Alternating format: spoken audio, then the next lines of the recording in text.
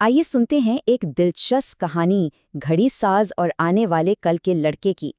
क्या वक्त को भी तोड़ा जा सकता है? यही सवाल है इस कहानी का। कहानी है एक बहुत दूर पहाड़ी गांव की, जहां बाबा फेरोज नामी एक घड़ी साज रहते थे। लोग कहते थे वो सिर्फ घड़ियां नहीं बल्कि बिगड़ा हुआ वक्त भी ठीक करते थे।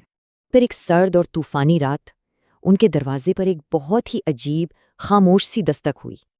मगर जब दरवाज़ा खोला तो बाहर कोई भी नहीं था, सिवाय एक छोटे से चांदी के डब्बे के जिससे नीली रोशनी फूट रही थी। जैसे ही बाबा फेरोज ने डब्बा खोला, पूरी वर्कशॉप नीली रोशनी से भर गई और एकदम से आसपास की सैकड़ों घड़ियां एक साथ टिक टिक करना बंद हो गईं। डब्बे में एक अजीब रेत खड़ी थी। उसकी रेत नीचे से ऊपर की तरफ जा रही थी। इसी पल साए में से एक लड़का निकला जिसकी आंखें हैरानकुन हद तक नीली थीं।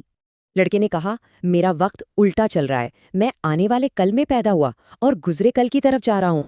और अगर ये रेत खत्म हो गई तो इस लड़के का वजूद ही मिट जाता। बाबा फिरोज जान गए थे कि ये इनकी जिंदगी का सबसे बड़ा इम्तिहान है।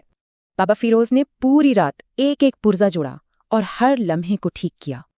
तभी खामोशी टूटी एक जोरदार टिकटॉक से। रेत की सिमत सीधी हो चुकी थी। लड़का मुस्कुराया और उसका वजूद आहिस्ता आहिस्ता रोशनी में घुलने लगा।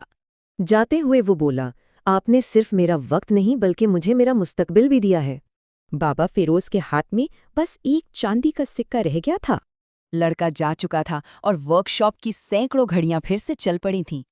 कहते हैं इसके बाद बाबा फेरोज की ठीक की हुई कोई घड़ी कभी एक सेकंड भी गलत नहीं हुई।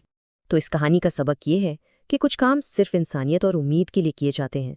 जरा सोचें, हमारे बेलोस काम वक्त में कैसी खूबसूरत लहरें छोड़ जाते हैं।